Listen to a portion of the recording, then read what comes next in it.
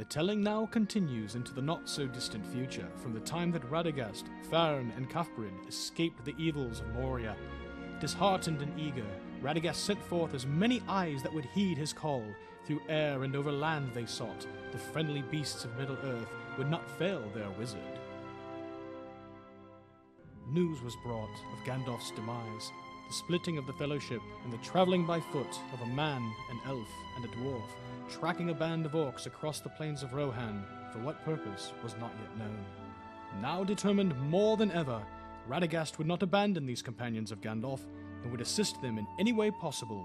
He knew he must find them before Saruman did.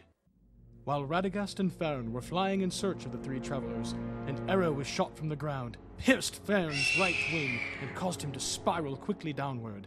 He landed with great force, throwing Radagast from off his back and landing before a group of 5 orcs. "How dare you harm my friend?" Harm him? We actually had something a bit more appetizing in mind. What do you say, lads? Shall we have roast squab tonight? But after we deal with you, old man. Old man, am I? Elvander Bavarian uplift! A sudden vortex of wind and air surrounded the 5 orcs. Radagast drew his sword, Bordrang, and moved among them, unaffected by the cyclonic effect. The first stroke beheaded the mocking orc, and in a matter of moments, all 5 lay dead upon the ground. Radagast immediately turned to the care of Farn. He removed the black arrow with little effort, but the damage was done. Farn was unable to fly. Time seemed to pass slowly as Radagast sat beside the eagle princeling, unwilling to leave him for fear of orcs lurking about. Upon a stroke of luck, a small rabbit approached Radagast and stood directly in front of him, as if offering his service, though humble as it was. "Greetings, Master J.R.R. I'm afraid our situation is dire. I'm unsure what assistance you may grant to us. Any help or idea you may have would be of greatest appreciation." The rabbit quickly hopped off and disappeared over a grassy hilltop to the west. In less than a day's time, to the astonishment of Radagast, 2 horses approached with the rabbit leading the way. "Thank you, cunning one. I will be forever in your debt." The rabbit scampered off, and Radagast bowed to the horses before him. "I am Radagast the Brown, wizard and friend of all creatures of Middle-earth. And who might you be?" "Hossafel and Erod. My thanks I truly give unto you both, but I require your speed at grave errand. Hossafel, travel to the north and seek out Gwaihir, Lord of the Wind.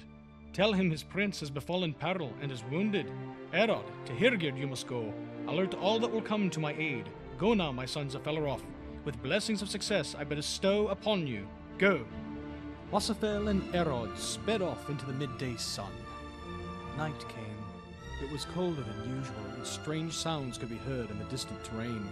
The red dawn emerged ever so slowly as Radagast and Farn awaited any aid that may beckon to their need. The sun's rays peeked over the mountains in the east as a welcoming sight approached. Several giant eagles and other feathered creatures landed in the grasses before them.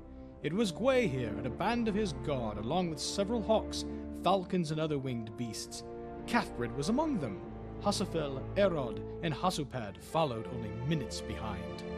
"Hossafel and Erod, what magnificent lords of your kin you truly are! Return now to the companions of Gandalf and give them aid, as they will need your stamina as well." Radagast bowed before Gwaihir. Gwaihir bowed in return, then flew off with his guard, carrying Farn and disappearing into the distant northern sky. "Hasupad, my faithful steed, and my dear Cathbrid, what news do you bring?" "Gandalf has returned? Gandalf the White, you say?" "Indeed." "So Saruman has sent a great host of orcs to the Hornburg, has he? Tell me, my friends, are you up for a little payback?" "I thought you might."